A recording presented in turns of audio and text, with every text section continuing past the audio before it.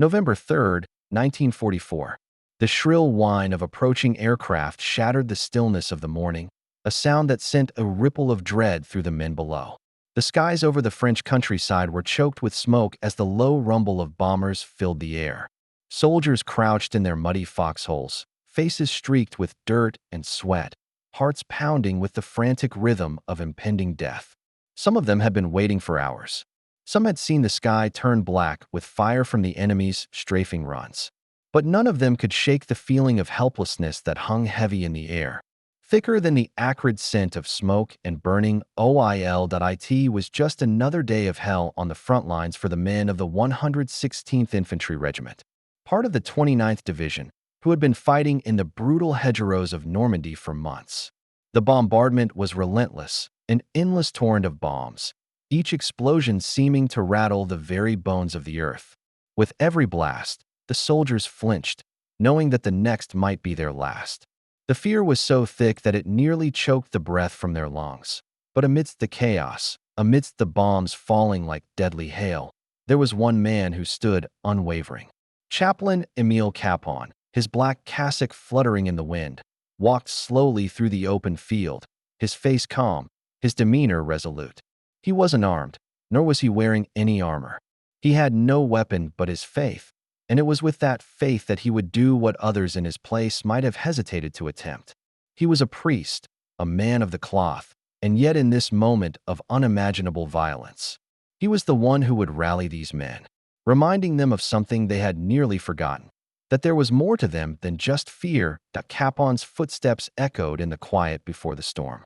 The men, exhausted and beaten down by the barrage, barely acknowledged him at first, their eyes glued to the smoke-filled skies. But Chaplain Kapaun didn't flinch. As the bombardment grew louder, he stepped forward, raising his hands high above his head.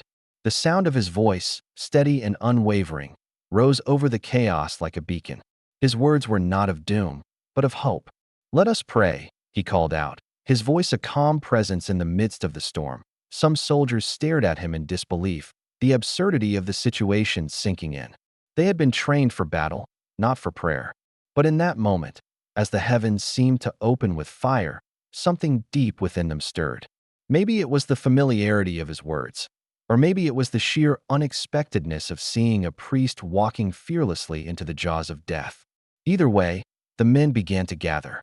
One by one, they knelt beside him, their rifles still clutched tightly in their hands, their faces marked with the grime of battle. Kapaun did not shy away from the moment. He did not offer false assurances. Instead, he spoke with the raw honesty of a man who understood the weight of the situation. He knew the risks, knew that some of the men around him might never leave the field alive. But his prayer was not about avoiding death. It was about finding strength in the face of it. "Lord, we do not ask for miracles," he prayed, his voice cutting through the noise of falling bombs. "But we ask for strength, for courage, for the will to continue, to fight not just for ourselves, but for each other." As he spoke, the men listened. Their hands, which had once gripped their rifles in anger and fear, now rested in the dirt, clenched in prayer. For a moment, they were no longer soldiers, no longer enemies on a battlefield. They were human beings, bound together by the shared weight of the war and by the simple, powerful act of faith. Some closed their eyes, others kept them open, gazing at Kapaun as he knelt in the dirt with them, his prayer lifting them out of the chaos for just a few moments. And then, as if in response to Kapaun's quiet plea, the bombardment eased. The planes, which had been dropping bombs with terrifying precision, seemed to pull away, fading into the distance. The skies, which had been thick with smoke and destruction, began to clear, offering a brief respite, a moment of peace in the midst of the madness. The men of the 116th Regiment looked up, as if to confirm that the impossible had just happened. Kapaun rose to his feet. His prayer finished, his head bowed, and in that moment, something shifted within the men around him. They had been on the brink of despair, teetering on the edge of hopelessness. But the chaplain had reminded them of something crucial. They were not alone. In the darkest hours of the war, when death was a constant companion, Kapaun's faith became their faith. His strength became their strength. And in that fleeting moment of calm, they stood a little taller, a little stronger. ready to face whatever came next. As the bombardment resumed, fiercer than before, the men of the 116th Regiment did not break. They fought on, not just for victory, but for the brotherhood that had been forged in the fire of battle. And though they would face many more days of unimaginable hardship, they would always remember the chaplain's prayer, the prayer that had helped them find the strength to continue, even in the face of the greatest despair. But little did they know, the chaplain's greatest trial was yet to come. In the weeks that followed, Emil Kapaun would face a different kind of battle, one not of bombs and bullets, but of endurance and faith. And this battle would not be fought on the soil of France, but in a place where hope was almost entirely absent and where survival seemed impossible. The true test of Kapaun's spirit would unfold not in the midst of artillery fire, but in a place that would demand the greatest sacrifice of all. The war was far from over, and for Chaplain Emil Kapaun, the battle that awaited him in the heart of the enemy's territory would challenge him in ways that few could comprehend. By the winter of 1950, Kapaun had already made a name for himself as a soldier priest, a man who gave everything to his men, body, soul, and spirit.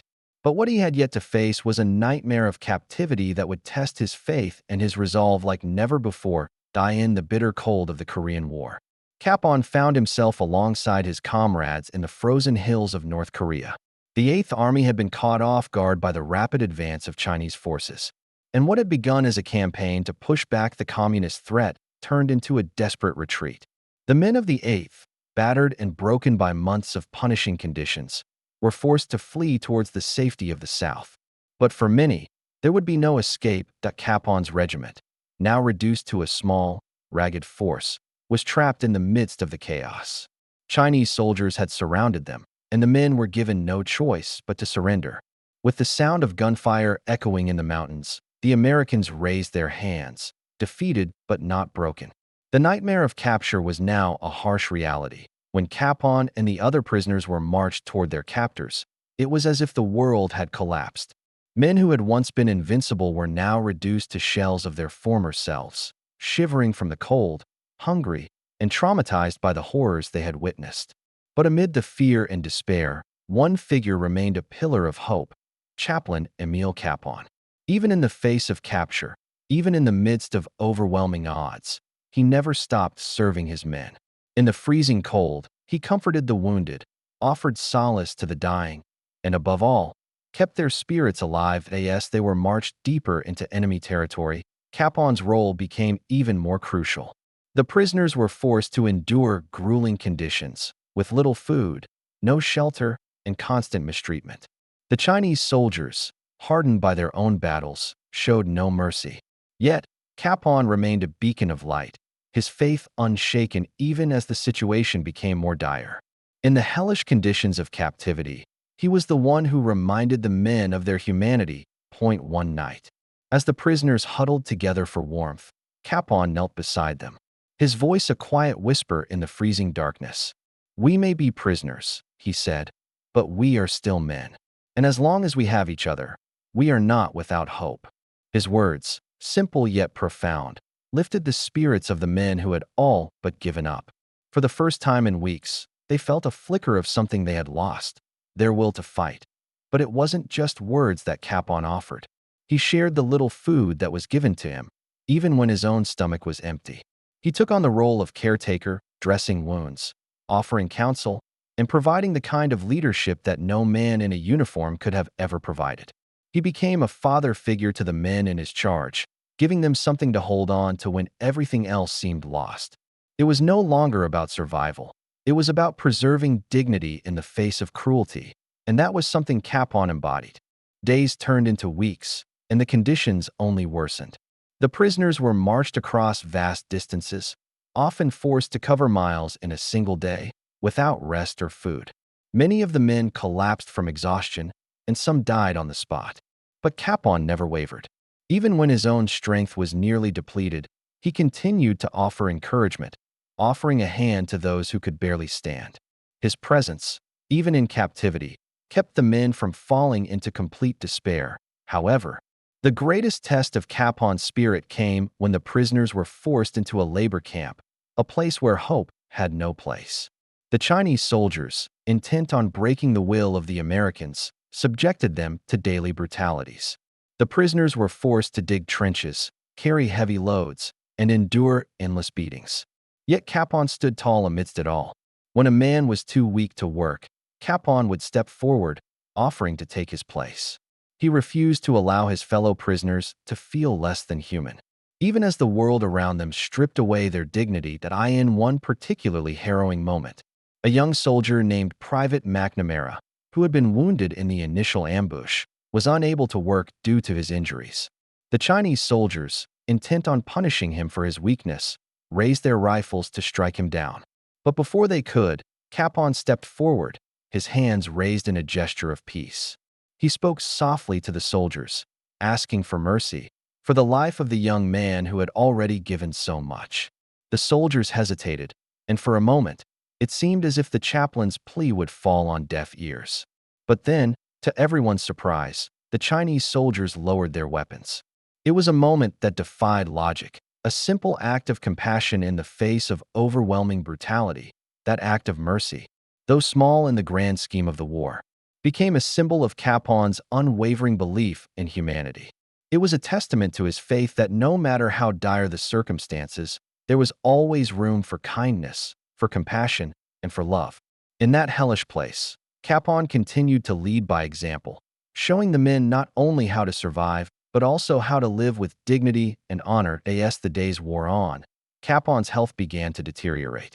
The constant exposure to the elements, the lack of food, and the grueling labor took their toll. His body, once strong and resilient, began to break down. But even in his weakened state, he never stopped caring for his men. When the time came for the prisoners to be moved once again, Kapaun collapsed, his body no longer able to bear the strain. He was taken away by the Chinese soldiers, but not before he whispered one final prayer for his men, asking God to watch over them. Chaplain Emil Kapaun's death in captivity would mark the end of his earthly journey, but his legacy would endure long after. In the months and years that followed, the men who had survived the brutalities of war and captivity would remember the chaplain's words, his actions, and his faith. And they would carry that memory with them. Like a flame that could never be extinguished, Emil Kapaun died in the spring of 1951, a man who had given everything for his fellow soldiers, only to succumb to the unbearable weight of captivity. His body, ravaged by starvation, disease, and the brutal labor he had endured, was buried in a shallow grave by his captors. But even in death, Kapaun's spirit continued to shape the lives of those he left behind. His legacy, rooted in selflessness, faith, and the unshakable bond between men, would not fade with his passing. That Kapaun's death was not just a loss to his men, it was a turning point.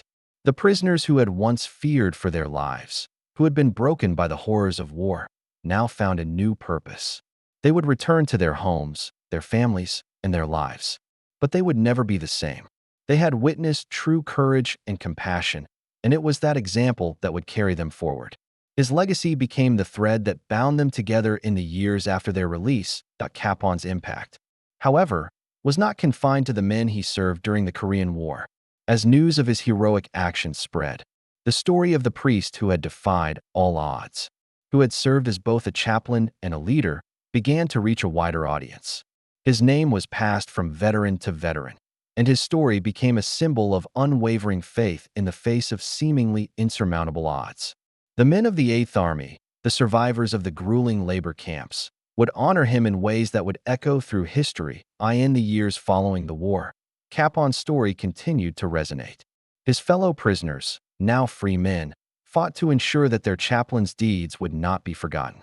They launched a campaign to have him recognized for his heroism, a campaign that would culminate in the posthumous award of the Medal of Honor, the highest military distinction in the United States. The decision to award Kapaun the Medal of Honor was not merely a reflection of his actions during the war. It was an acknowledgement of the profound impact he had on the men he had served. The men who had witnessed Kapaun's courage, his kindness, and his faith were determined that the world would know what he had done, even if the world had not been there to witness it firsthand. In 2013, Chaplain Emil Kapaun was awarded the Medal of Honor for his actions during the Korean War, and his legacy was officially recognized by the nation he had served so faithfully. But the true measure of his heroism could not be captured by any medal. It lay in the way he had lived, in the way he had served, and in the way he had inspired those around him to be better, to rise above the horrors offered, and to retain their humanity. His actions proved that courage was not just about facing bullets or bombs. It was about standing tall in the face of despair, about lifting others up when they could no longer stand on their own. The Medal of Honor, awarded by President Barack Obama, was presented to Kapaun's surviving family members, his nephew, Ray Kapaun, and his brother, Joe Kapaun. It was a moment of triumph for a man who had never sought recognition for his deeds. Kapaun had lived his life not for medals or honors, but for the men he served, and in the eyes of those who had been there, who had walked beside him in the darkest moments of their lives. The honor was long overdue, but it wasn't just the official recognition that defined Kapaun's legacy. It was the stories told by the men who had fought beside him, the men who had seen firsthand the depths of his sacrifice. Survivors from his unit, now living in the United States, spoke of the chaplain who had given his last ounce of strength to them. They spoke of the prayer he had offered under fire, the moments of calm he had brought in the midst of chaos, and the peace he had given them in their darkest hours. In their eyes, Kapaun was not a hero because of the battles he had fought or the risks he had taken. He was a hero because he had shown them what it meant to be human, to serve others with a love that transcended the horrors of war. As the years passed, Kapaun's legacy continued to grow.